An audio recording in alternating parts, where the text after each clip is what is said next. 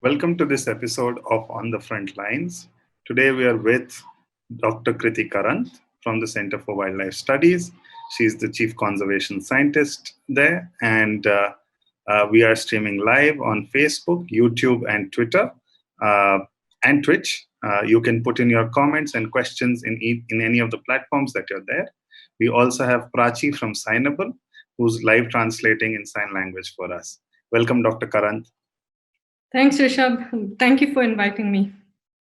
So, of late, we've been reading about how the dolphins are back in the Ganges, how the flamingos are back in Mumbai.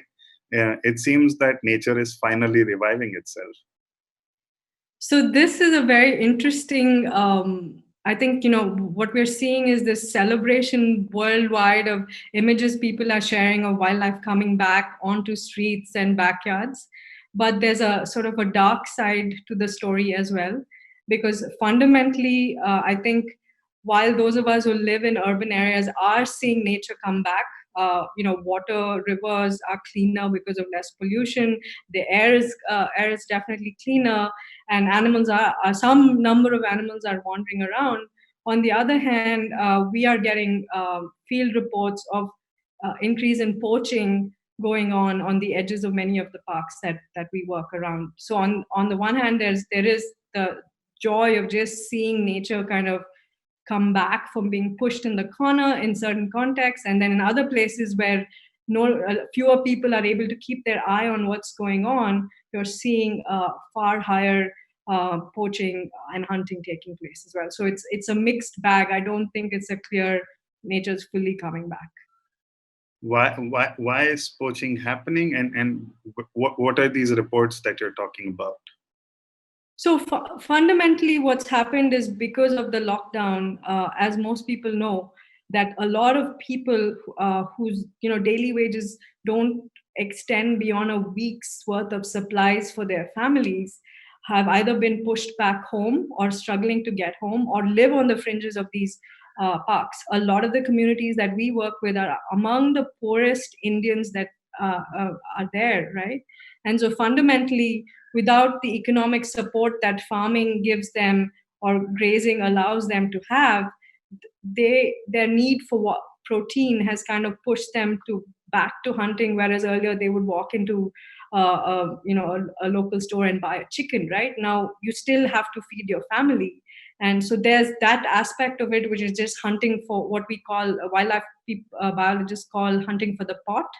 And on contrast, you also have less uh, uh, the forest department in particular is really overwhelmed between trying to sort of manage poaching, fire, conflict, and all of the challenges they have. And so as there are fewer people out there, the incidents of these are going up, because killing a valuable animal like a tiger or an elephant or an otter, there is still a market for the products, right? So there are means to generate cash income. So either you consume to feed your family, or there's a means to generate cash income, and the combination of which is there's just a lot more pressure on wildlife in India today. So you're saying that the market for animals, so to say, I'm going to say the black market for exotic animals is still alive. Absolutely. I mean, wildlife trade is what got us to this point, right? If you speak to any wildlife conservationist, any wildlife scientist, they would probably say, I told you so, we told you so. This is something we've been aware of for a very, very long time. That when we impinge on nature in the sense that you deforest and degrade forest habitats, create access into really remote areas that nobody has gone into ever, you don't know the disease reservoirs that exist in these places, and you're giving them the opportunity for these diseases to emerge. COVID is just an extreme example that's kind of flattened the world, but rabies, there's something called Kyasanur forest disease or monkey disease in Karnataka. There's a whole bunch of what we call zoonotic diseases. But I think other than the larger habitat issue, the direct uh, consequence has also been particularly large scale consumption of wildlife.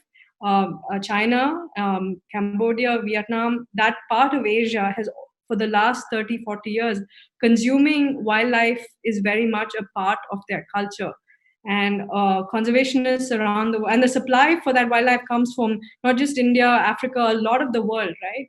And whether it's pangolins or civets or tigers or rhinos, all of it is valuable to somebody. And if you see markets in China, they've continued to operate. I mean, there was a temporary sort of ban on them, and uh, all of us in the wildlife world hoped that it would convert to a permanent ban so people stop eating wild meat, but we haven't really seen that happen. They've kind of gone back to this culture, and so this the ability for diseases to jump between people and wildlife, it comes from directly consuming a wild animal or going into really remote areas and then becoming exposed to stuff like this.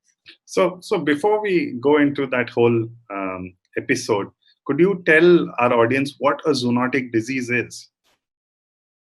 So I'm not an expert epidemiologist or virologist, but as a scientist, it is something. It's a disease that can transmit across species, and in this case, we've seen several kinds of mammals being affected. Right, there are reports of other than humans, pangolins, civets, and even tigers and leopards in Bronx Zoo in New York City. So this is clearly something that's able to jump and transmit very quickly. You also mentioned that we've had zoonotic diseases in Karnataka. Yes. So this isn't limited to China or those regions. We've had these diseases in India as well. Yeah. So rabies is the most common one. Everybody knows about it. There's about, I think, 30,000 deaths reported from rabies, but it's kind of known, and people know what to do and how to protect yourself, right? Foot and mouth disease, uh, which usually is in cattle and livestock, is something that's also well known. There's this, yeah. So I think COVID is kind of the extreme example of what could happen when a virus like this emerges and is able to transmit it very rapidly and spread very rapidly. And we've developed vaccines for this, but developing vaccines takes time, right? And for me, it's also the potential of the unknown. We don't know how many more COVIDs are out there. I'm not trying to be a fear monger, but I think Ebola, SARS, AIDS, all of these have emerged from people tinkering with nature and then having to kind of protect ourselves after doing the damage. So nature is very central to this conversation, which means that the moment human habitats intermingle in some way with wildlife habitats, there is a great risk of things happening that we have no idea about. Is that correct? Absolutely. I think fundamentally, you talk to most people today, we kind of make this very exotic, romantic view of wildlife and conservation. And people like me and my colleagues are obviously very, very passionate about the cause. But I think it's time for people, everyday people, to realize that they're not too distant from nature. Nature came knocking in a very negative way to all our houses, all our lives, and kind of flatten the world in one shot, right? Right. So how is it that COVID-19 came into being? There's very many theories about what happened. It's just wildlife trade, but what was the kind of mechanism by which it actually reached humans? So this is something that a lot of people are trying to figure out. They've not really pinpointed the actual source. A lot of the early science around it suggests that it is pangolins, but now there's this whole movement against bats. And a lot of my friends and colleagues who work on bats, 66 of them actually got together and have put out a lot of articles saying, please don't kill bats. Bats are not harmful, they don't spread COVID. And so we really need to sensitize people about the fact that yes, wildlife around us, they potentially carry a lot of diseases, but let's not blame one group. And again, there's strong evidence suggesting that it was the wet markets in China, but it's not 100% confirmed. I mean, if you look at the history of Ebola, if you look at Nipah virus, all of these kind of Nipah came from Malaysia, Ebola came from Africa, SARS came from Africa. All of these are variants of this, right, in terms of impact, including HIV, and that's had devastating consequences too. But I think it's time that we really wake up and realize that there are limits to how much we can impose on the planet. Whether it's eating meat or cutting down forests or really going into places and then bringing stuff out and not knowing the barriers of this. So there is one circumstance that you've put before us where people might be killing animals out of desperation, which is when migrants are going back to their native areas. You also mentioned about wildlife trade and wet markets in China. What are those about, and why is it that these cultures have such a great need for exotic animals or wildlife that's not regularly consumed? So I think wildlife have been consumed over time. I think the degree of what wildlife, which species, has varied. It's not to say that India doesn't consume wildlife. There are a lot of parts of India that you could travel to even today and see these kind of markets in certain parts of India. We know consumption of pigs and deer, and so I think fundamentally, historically, there was this dependence for protein. Not everybody is vegetarian, not everybody can be vegetarian, so the protein source was often wildlife.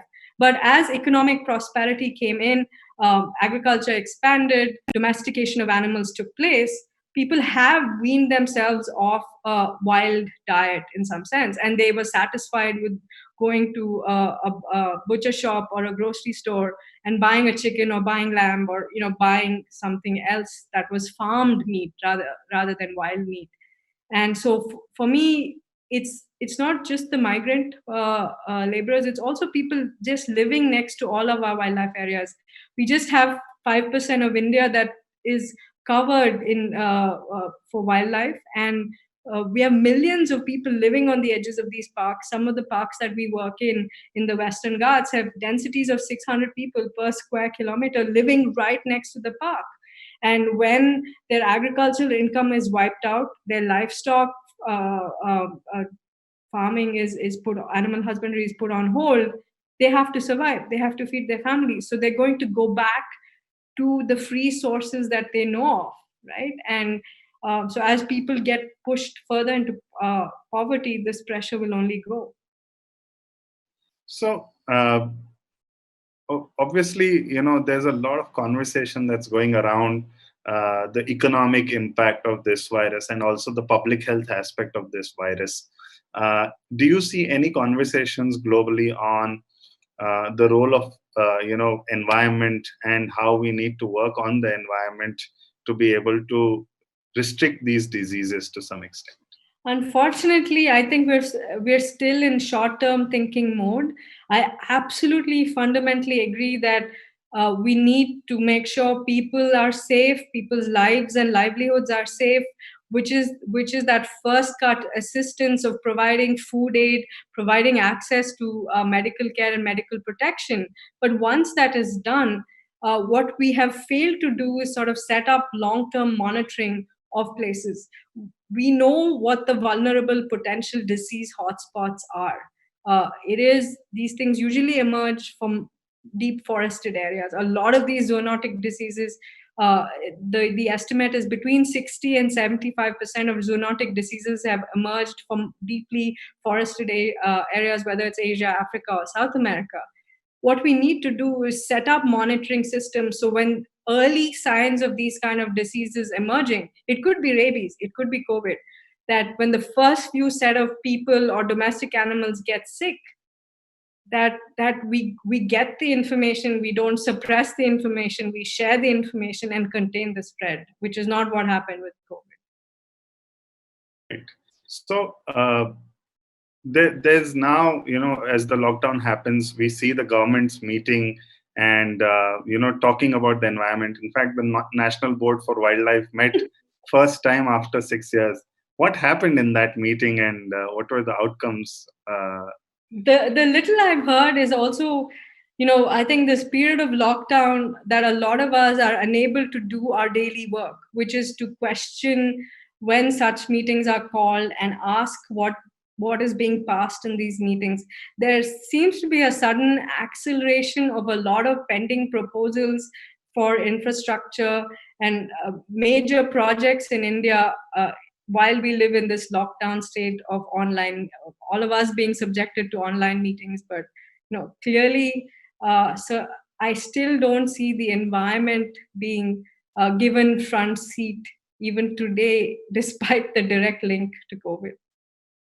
Right. So one of the news items that came out was that in this meeting, a lot of the environmental impact assessment rules were relaxed. Some projects that were going through, wildlife sanctuaries and parks have been passed. Um, so obviously, either the government doesn't know, or the people in power haven't been informed about, uh, why COVID actually happened. Do you think this will further have devastating impacts on the environment, and therefore result in future pandemics? I would highly doubt that they don't know. We have an amazing principal scientific advisor, Dr. Vijay Raghavan, who is very, very knowledgeable about biology and pandemic and epidemics. So, what concerns me is I feel like a lot of things that were up for debate are no longer being given the room for debate, and priority projects are perhaps being cleared in haste or while people can't protest too much. Right. So all of these diseases that are there. Right now is also the time to take stock and decide what we want to do and how we want to do things to preserve and conserve nature. What do you think are the first steps towards looking at, let's say even COVID-19? Everyone's predicting that we'll have, at least one more wave of this whole disease. What could we do as a society to look at, let's say, the first step of not having another disease like this? So I think the short term, I see a lot of the relief efforts being focused on urban areas, particularly, uh, and that's fine. But there are also a lot more people in rural areas who are suffering just as much, right? And those NGOs that work on the ground in really remote parts of India, particularly those that work around wildlife areas, I think need to focus on provisioning people so that their nutritional needs are met. And this dependence on consuming wild meat certainly goes back down to what it had decreased to, right? As a secondary thing, I certainly think we need a lot more monitoring of these places to track potential emergence of resurgence of COVID or emergence of new diseases that and that takes a lot of time. It takes a lot of investment of effort from both the epidemiology side as well as the public safety side. I work at the Center for Wildlife Studies, and one thing we've done at CWS is we've been designing a public safety program that is now that we're hoping to scale across the entire Western Ghats in India and reach about 1,000 villages. These are the most remote villages that are either inside or adjacent to 66 parks from Maharashtra, Goa, Karnataka, Kerala, and Tamil Nadu, and really directly reach out to the most vulnerable people. These guys a lot of these communities don't have cell phone access.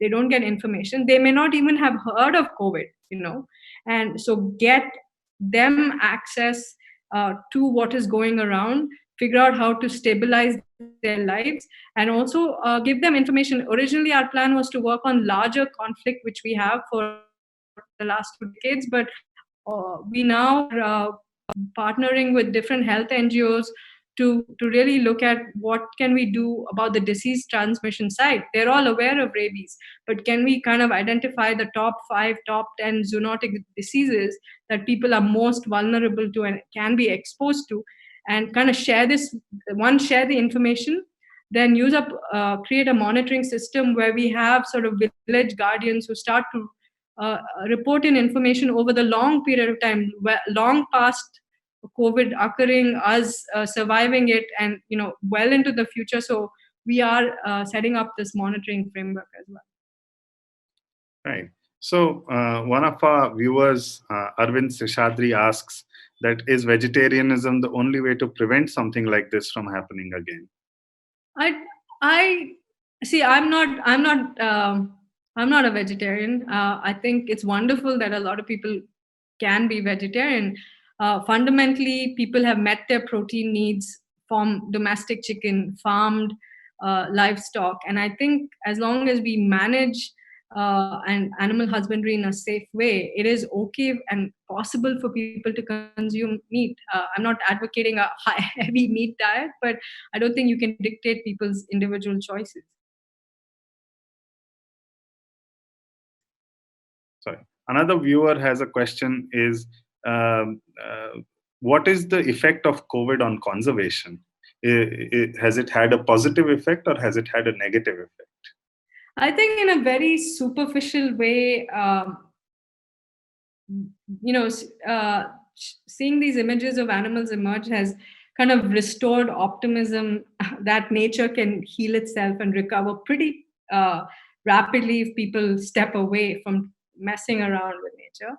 But I think the long term effects are going to be severe, they're going to be impactful, particularly for the people who live right next to wildlife, as they're pushed further into poverty, as they're unable to meet their livelihood needs.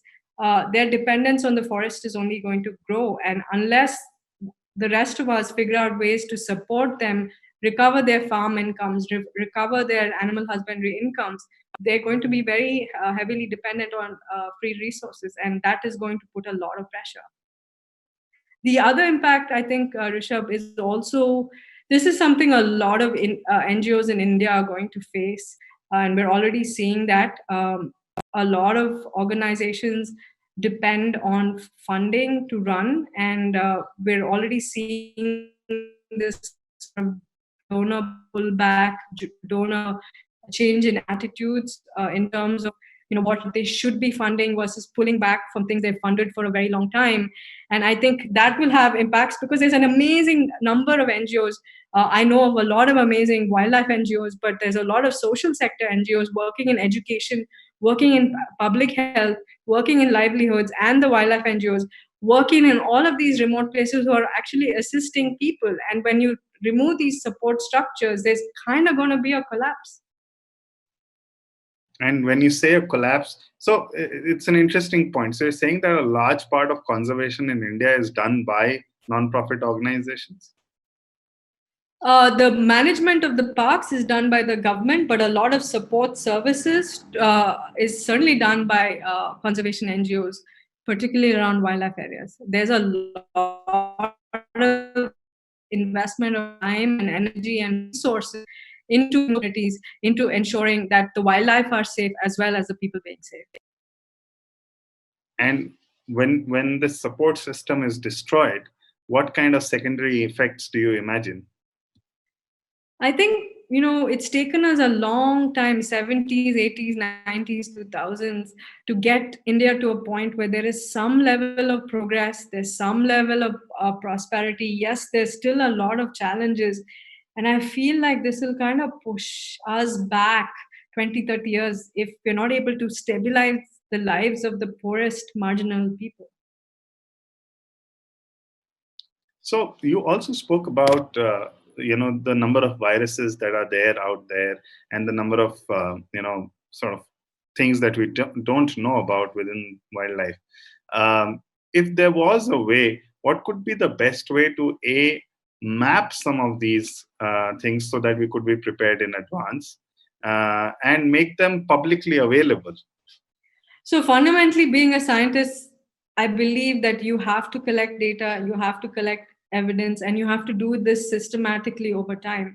And so we have to sort of have the healthcare sector, particularly epidemiologists, virologists, the wildlife biologists, and kind of this enmeshing of there's this concept of one health that people keep talking about, of bringing different disciplines together to tackle one issue. And COVID is a brilliant example where a lot of different domains could come together, pool their knowledge, and you set up sort of monitoring and testing that's done periodically on a very large scale, so that it's not done once something happens, it's done before something happens.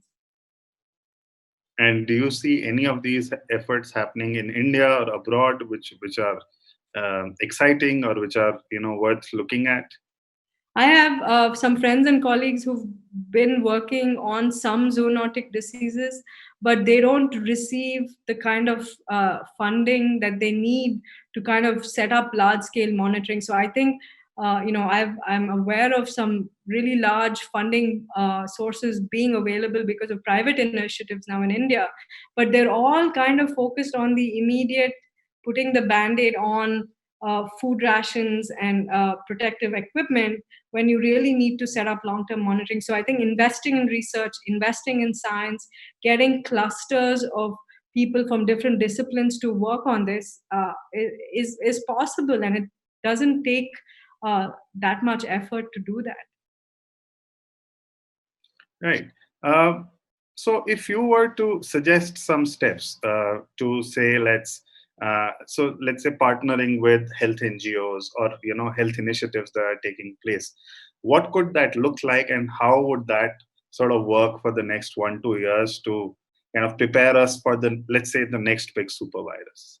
So I think there's two sides to it. One is understanding the biology of these viruses, which I think trained professionals should be doing, and that involves testing and collecting enough samples and following some of these diseases over time and tracking what builds immunity, what causes spread, which I think a lot of people from the health sector can do. The other side of it is actually engaging directly with people, which is something CWS has done for a very long time, and making people aware of what these zoonotic diseases are, what are the potential risks, how do you keep yourself safe, and what needs to be done to collect and maintain this kind of information long term.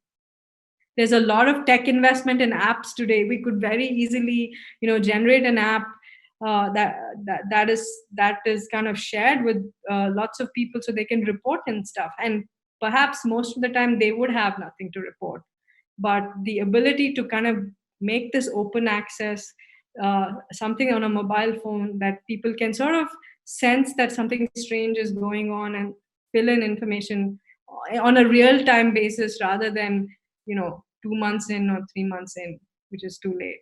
So it's somewhat like an intelligence bureau report. Yeah, absolutely. And the decision makers can decide whether something's actionable or not. Yeah, and there's enough technology to do that today. So it really needs people of different disciplines coming together and doing this. And we are hoping to collaborate with a few health NGOs and a few technologists to get some of this up and running, because I believe long term, I think there's a lot of people doing a lot of good for the short term impacts, but this doesn't solve the problem, and we need to kind of ensure that another COVID doesn't happen 5 years down the line or 20 years down the line. One of our viewers has a question. Timmingalam, and he asks, since the COVID emerged and spread in the wet market of China, but not in millions of indigenous communities, isn't marketization of wildlife meat the problem rather than local consumption of meat? I think in the case of COVID, certainly marketization of wild meat, which has happened now since the 1970s in certain parts of Asia, it's very much a part of their culture, is a problem. But there's enough other zoonotic diseases that exist in India, backyards, that could emerge from local consumption of meat. And I think it is important to be aware that it is potentially possible even here. Another viewer, Amit Lahiri, asks that there is such little international pressure to stop such wildlife markets, which is worth billions of dollars. How come such little conversation is happening on such a relevant issue? I love this question. I think, you know, those of us in the wildlife community hoped that this would be a real wake up call to kind of fix some of the major issues with how we practice conservation, how we practice research. And I don't see that happening. Uh, the bans have not been permanent. There have been these temporary bans that are lifted. And, I think there's a lot of rhetoric now on economic sanctions and how this affected a bunch of people around the world. But I think we need to kind of add wildlife to that, saying, fundamentally, this goes back to wildlife trade and wet markets, and what is our long term solution to that? And not just in China, this is around the world. What is it going to take for people to stop eating wild meat, stop poaching rhinos, stop poaching tigers, and really value the planet and ensure that we save all creatures and not just us? Do you think there are also cultural and political elements to this? Absolutely, there are deep, deep cultural elements to this, which is why I kind of address the vegetarianism kind of angle to it, right? Uh, there's huge variations in how people view life. Huge, and India in particular, a lot of our work has shown that people are inherently tolerant of loss. Right? You could have an elephant raiding your crops 30 times a year, or a leopard or a tiger killing your livestock. Most of the families we worked with or surveyed across India don't retaliate. The retaliation comes when there's human injury and human death. But unfortunately, the world is not India. So there's a lot of cultures where life, other kinds of life, don't get that kind of value. And so, how do you inculcate that? How do you inculcate behavior change?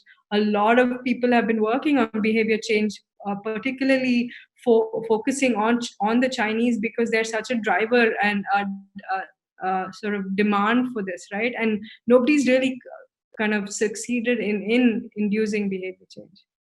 But are there positive spots? Are there success stories of some kind that you know of and can share with us? I think, I mean, certainly, if you look at wildlife as a whole, there's been a lot of recovery of wildlife. Say in India in the 1950s, 60s, if we went back to many of these places, there was no wildlife. The combination of good protection, setting up parks, a lot of investment by different NGOs of time and resources has brought back wildlife. And 2020, India is far richer for a lot of it than say the 1950s. But I don't think we should be satisfied with where we are. There is room for more wildlife in India.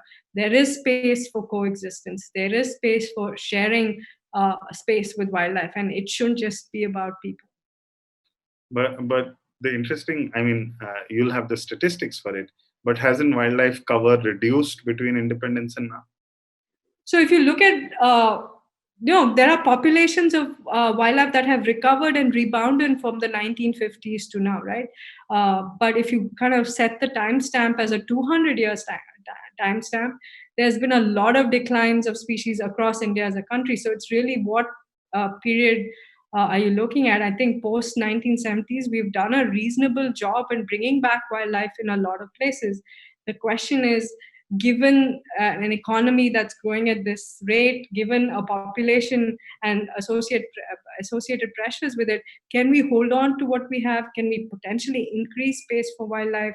Can we reduce backlash against wildlife? Not get people to blame bats and not get people to blame other wildlife species for COVID, when inherently we went in there and messed with these animals.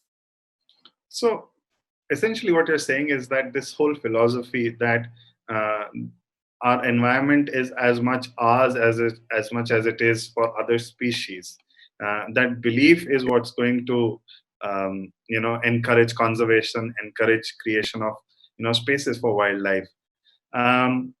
So one aspect of it is awareness, but the other aspect of that is also policy making.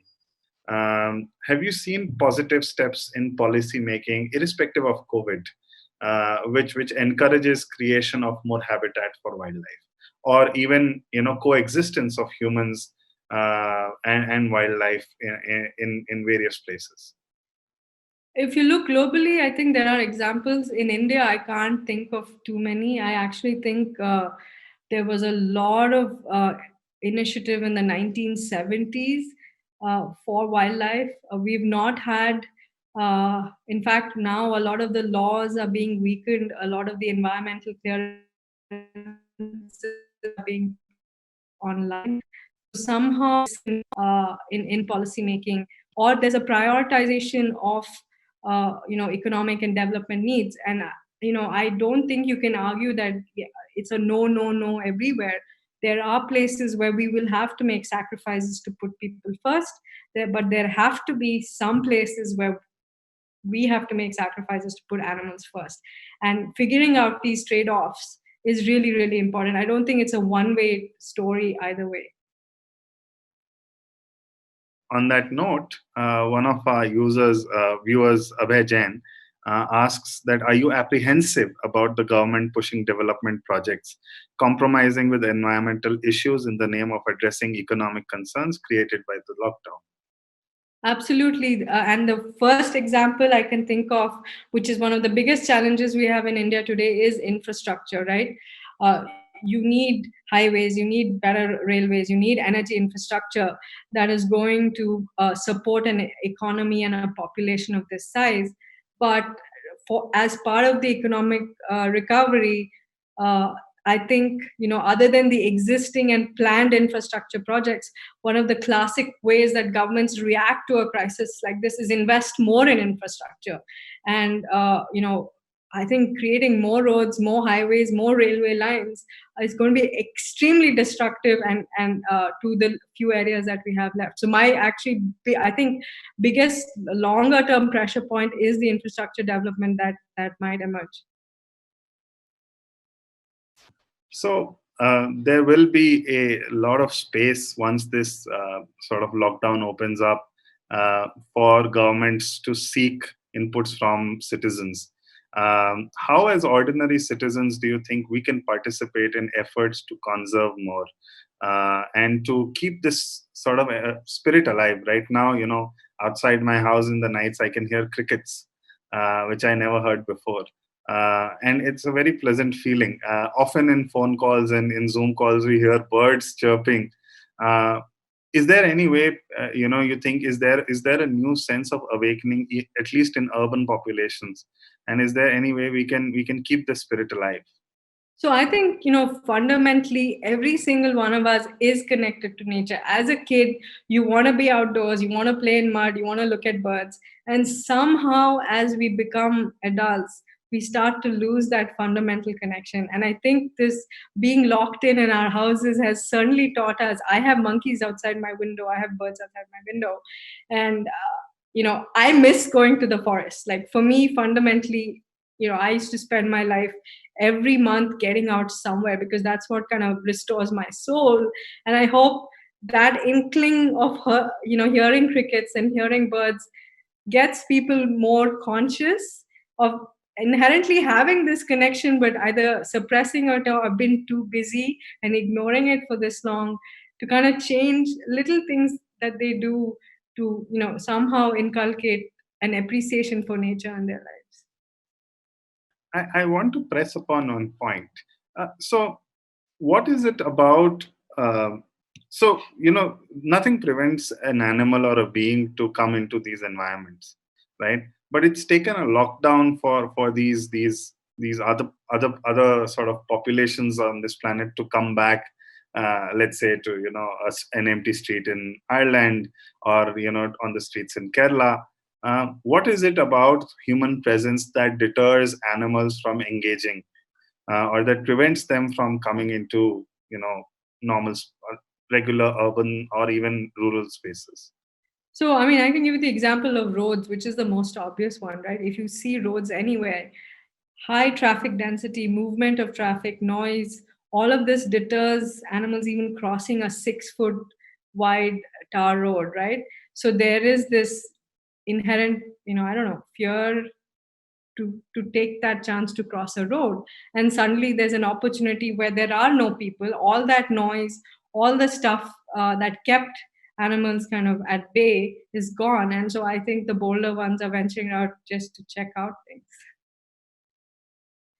So another questions come up. Amit Lahiri asks that there are so many conservation agencies across the world.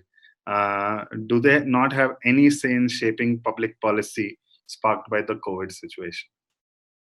I think there will be a concerted effort globally. There are bodies like the UN. There are mechanisms where a lot of these conservation NGOs can get together and make an even stronger case. And I think definitely a lot of us will be involved in that effort. But they shouldn't fall on deaf ears. We need people in power, people in government, people in policy to listen to us and not continue to ignore us. Do you think globalization has had a role in massively increasing wildlife trade and not even increasing, facilitating the increase of wildlife trade? And as we sort of move into this post-pandemic era, uh, do you think exploring localized models of living, especially economic models of living, would that stop wildlife and wildlife hunting? I think globalization has a big role to play because earlier perhaps trade occurred between states, between neighboring countries, uh, where it was easy to covertly smuggle body parts of animals or entire animals. Now with the internet, there are a ton of sites that where you can go and buy orchids and buy a lot of animal parts, and none of that has shut down, right? So the combination of the internet and accessibility has made suppliers and buyers connect in a way that's never happened before, right, in the last 20 years. So you could be sitting in America and want something from India, you could be sitting in China and ask for something from South Africa. So the ability to make these connects has certainly grown, as well as just access to travel and transportation opportunities also makes this stuff easier. And the volume of, sometimes you read these seizure reports of what was seized, and 20,000 kilograms of pangolin meat, hundreds of star tortoises in one seizure, thousands of kilograms of scales or meat or bone being traded. It honestly, it's very hard to detect a lot of this, right? So detection rates are really low, and after that prosecution is even lower. Most of these cases fall apart, at least locally, in the courts, because the evidence has not been collected properly. Even the ones that make it through into the court system, the fines and the punishments are still very low, so it needs fixing at different levels. So, one of our viewers, Darshan Khatao, asks that how is CWS participating in educating people on the fringes of parks and sanctuaries on various zoonotic diseases? So we are planning to launch a public safety program that will engage with over 1,000 villages in many parks, and we want to focus on the Western Ghats. I think there's a lot of NGOs who will focus on other parts of India, but we fundamentally want to get to the most remote people who may not have even heard of COVID even today because of lack of access to a mobile phone, cell phone connectivity, and do things to help protect them, keep them safe, and make them aware of the how to keep yourself and your family safe long term. Would you plan on working with the government at a national and state level once the lockdown is over? And if yes, what kind of structural reforms would you recommend to the governments? So absolutely, I think a lot of this wildlife has become pretty decentralized. So although policies are very national level, it's really key to build state level partnerships. And we would very much want to partner with a lot of state governments to see first what is the kind of support we can give them. We have done some frontline support with as simple things as masks not being available for the guards and the watchers and frontline staff who are out there trying to protect these areas from poaching, from fire, and they don't have basic equipment. And so we are doing that kind of short-term support, but really long-term is to look at setting up monitoring so that you can go back to places over time and see which places are real hotspots for diseases, which places are not hotspots, and keep a much closer eye on these places. And what kind of technology would be helpful in actually identifying these spaces? So collecting data of different kinds, and I think this is where the epidemiologists come in for the kind of information they collect. Remote sensing is important to kind of look at habitat change and land use change over time and see what the vulnerable exposed areas are. Uh, Wildlife biologists are important because you can particularly monitor different mammal species, and clearly in the case of COVID, it is something that jumps a lot of species, and so you need to keep an eye on wildlife showing symptoms or even reverse transmission from people and livestock giving something to wildlife, which has happened as well, right? So it's monitoring both sides. One of our viewers, Ashish Vyas, is asking, by large, the problem is consumerism. Um, if the rural population has always lived in peace with wildlife, is it possible to sort of reduce this consumerism by adopting local models of living? Absolutely. I don't. I wouldn't. I think I wouldn't say they've lived with peace, but they've certainly lived in tolerance of their losses, and in awareness that these places are shared. They're meant to be shared between people and animals, and not for the sole use of humans. And I think that's where all of us who live in cities have lost that connection, which anybody in rural India will tell you today. No, I see jackals in my field at night. I see elephants. I see pigs in my village, right? And that's not something urban Indians typically see. So I think encouraging local ways to live sustainably will be very, very important.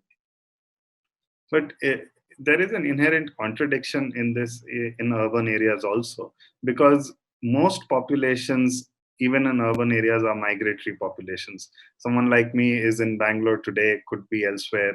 So there's no incentive for me to participate in any local conservation effort. In And fact, then I I don't would say support a national effort, right? I'm sure there is some part of India that you might feel more attached to or care for, or there's some animal you feel more attached to, and try and do something for those places and those animals. It doesn't have to be something physically in your backyard, but I think everybody has the talent, the resources, the skills to help at this point.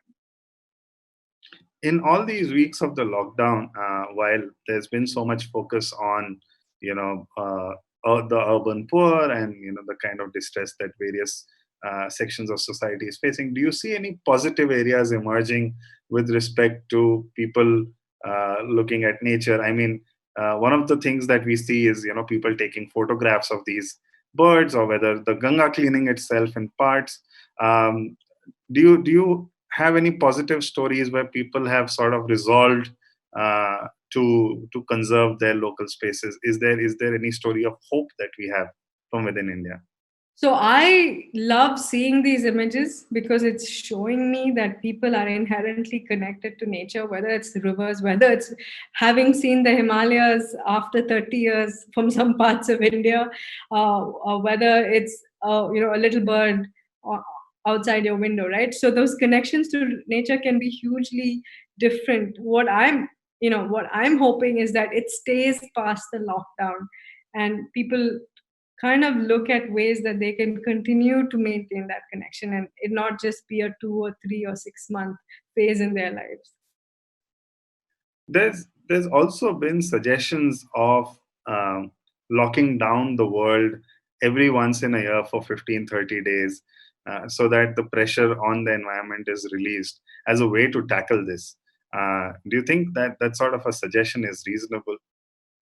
I don't think we can lock down the world for a month, but I think work from home, a lot of us have proved that we can work from home. I'm very fortunate in that certain teams in CWS are working at full capacity despite the lockdown, right? We have been productive, we have delivered, and we are doing meaningful things. So I do think certainly looking at work from home opportunities have to be provisioned in every organization regardless of what you do, and not just the IT sector. And even having people off the roads 2 days in a week instead of 5, all of these will help, right? I think it's reducing pollution, reducing consumption of certain kinds of resources can be done, and it doesn't have to be this extreme 1 month thing, but a periodic thing of once a week or couple of days in a month can be set aside. But I think long term recovery takes time. Finally, you know, before this whole lockdown, there was an momentum gaining across the world with respect to climate change and some sort of consciousness, at least in the middle class, with respect to the environment. Obviously, those conversations have stopped. And and do you think climate change will it ever catch public imagination in the same way it had in the last few months? I think climate change is very much linked to this. I think people talking about cleaner rivers, cleaner cities, lower air pollution, being able to see the sky and sun in places, I don't think climate change will disappear off the table. I think if wildlife trade and disease transmission make it onto the table with climate change, we'll be in great shape. I don't think that climate change is actually going to be ignored because of this, because people have seen even within 2 weeks or a span of 30 days how much cleaner the environment is. Air pollution clearing over many cities, rivers being cleaner. I think it's made it even more obvious how quickly recovery is possible in some contexts. There's a question that's come in, and the question is: conservation policy and economic policies have negatively impacted indigenous communities for long. What should be done so that post-COVID conservation policies do not follow along the same lines? I think these are the most marginalized communities in India, and what worries me is they're still not connected to a large part of the Indian economy or other Indians, and to safeguard them is definitely a priority because they are the most vulnerable. At the end of the day, they are the first line of defense. At the end of the day, they're also probably the first ones to get exposed to something like this if something like this were to emerge in India. So from a health perspective, from a livelihood sustainability perspective, and a protection perspective, they absolutely need to be made aware and involved in this. I think that's all we have for today. Thank you so much for joining us, Dr. Karanth. Thank you for all the viewers for being with us and asking some very critical questions. And thank you, Prachi, for translating in sign language. Thank you.